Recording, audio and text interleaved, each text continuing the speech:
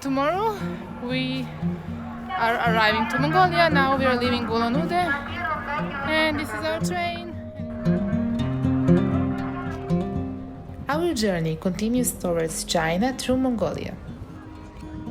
This branch of Trans-Siberian Railway that goes through Mongolia and finishes off in China is called Trans-Mongolian Railway.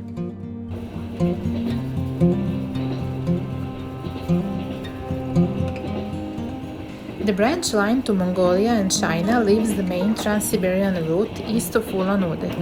From there, it takes 5 hours to cover 250 kilometers to the Russian-Mongolia border. Between Ulan-Ude and the border, the train travels through the heart of Buryatia, the Buryat Republic.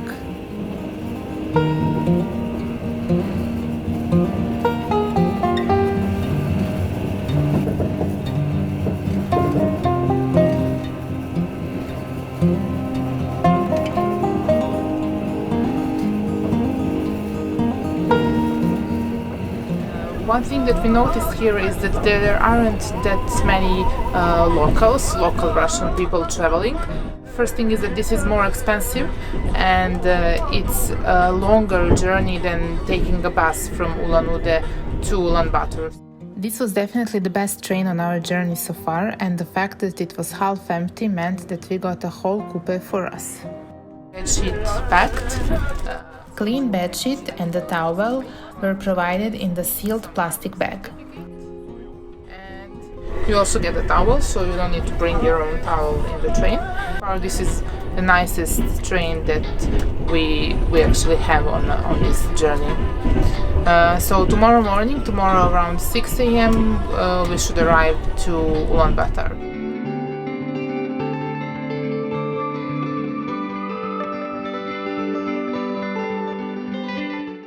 The route has a long history, and it was used for centuries by tea caravans between Moscow and Beijing.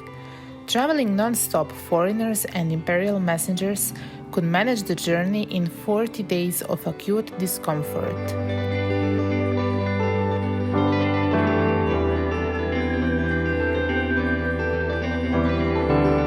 And we are at our last stop here in Russia. After this, we are entering Mongolia. This is border crossing in Russia, Naushki. Here the train stops for at least 2 hours.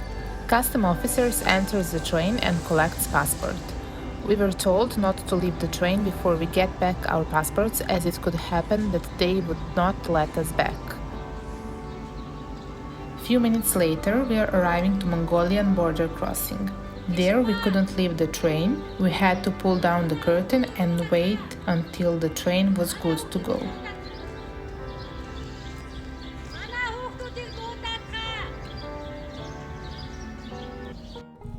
Instant noodles, 2 different types. This is supposed to be the famous one here in Russia. Actually now we are in Mongolia, but we bought this while we were in Russia. So, instant noodles type 1 looks like this, and instant noodles number 2 looks very similar actually. Sadly, the only time that we actually counted on the restaurant card, our train didn't have one, and so we were stuck with the food that we brought with us. And we have arrived in Ulaanbaatar. Even though it was early in the morning, there was already a lot of taxi drivers waiting outside of the train station, so we didn't have a problem to find one to get us to our hostel.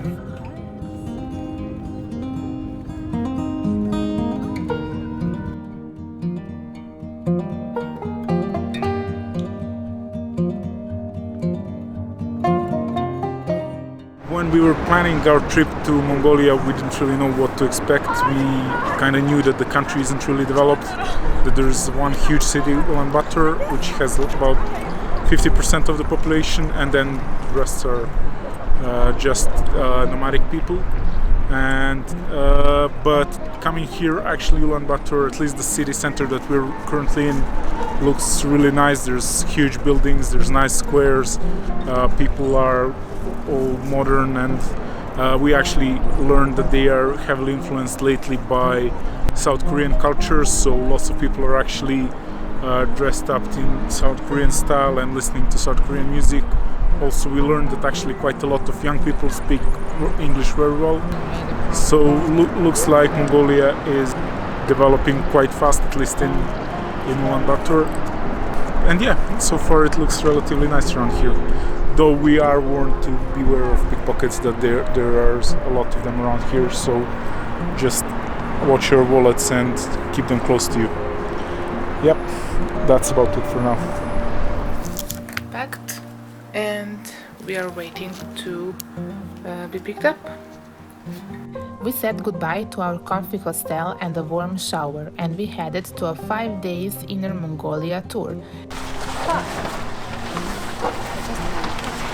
Exploring Mongolia on your own requires hiring a driver when renting the car.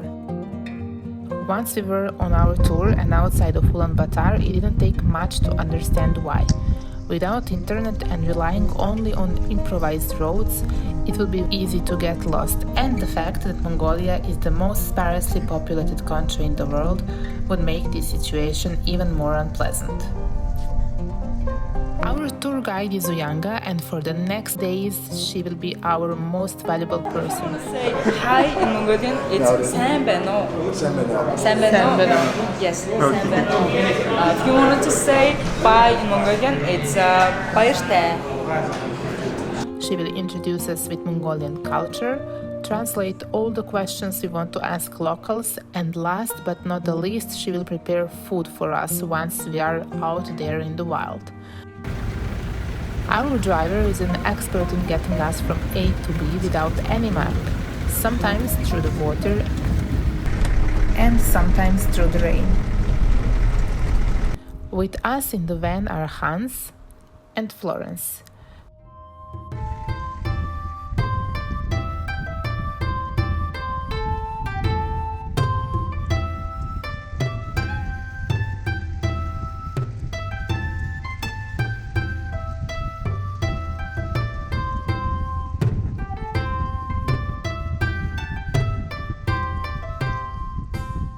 Hours from Ulaanbaatar is our first stop, Karakoram, the ancient capital of Mongol Empire.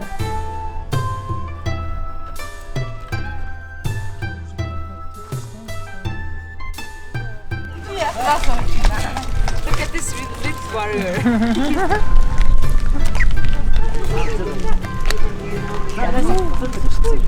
Genghis Khan, the great Mongol conqueror, established his headquarters here and used it as a base for his invasion of China.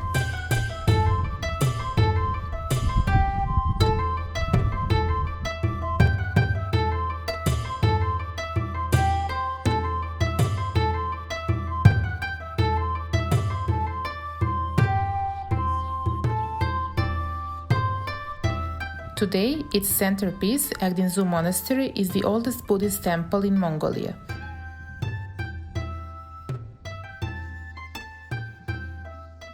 It is still active Buddhist monastery as well as a museum that is open for tourists.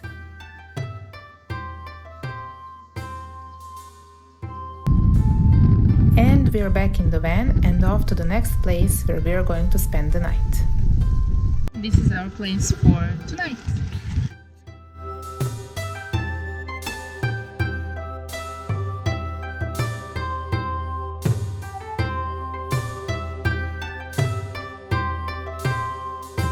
Our first night we stayed in one of the touristic ger camps. It was just a warm-up for what's to come next. Here we had a decent toilets, warm shower and a kitchen area.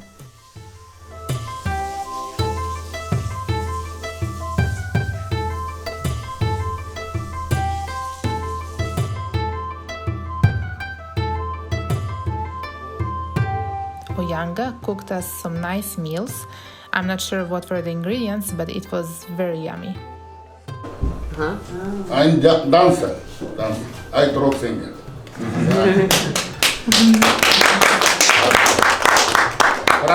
Song. In the evening, we had a local performers who played the music on traditional Mongol instruments and showed us traditional dance.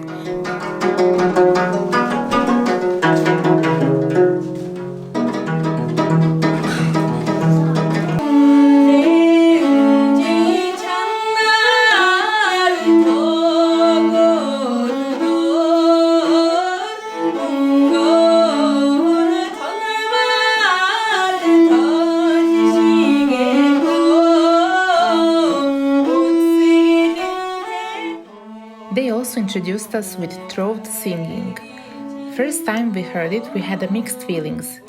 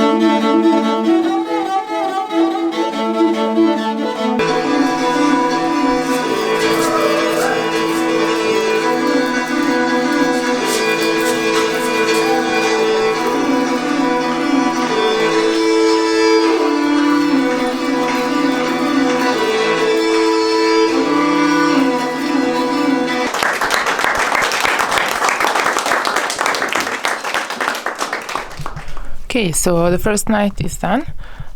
This is supposed to be one of the cleanest and the best accommodations that we are going to have for these 5 days. So let me show you how it actually looks like. Even though from the outside it seems like it's very small, actually when you enter it's very spacious. It fits 4 beds. As it gets quite cold during the night, we slept in the sleeping bags that were provided by the tour guide. Okay, leaving our nice camp and off to the next destination. After a good night of sleep, we packed our bags and got back in the van. Our next stop is real nomadic family that we are going to stay with for the next 2 days.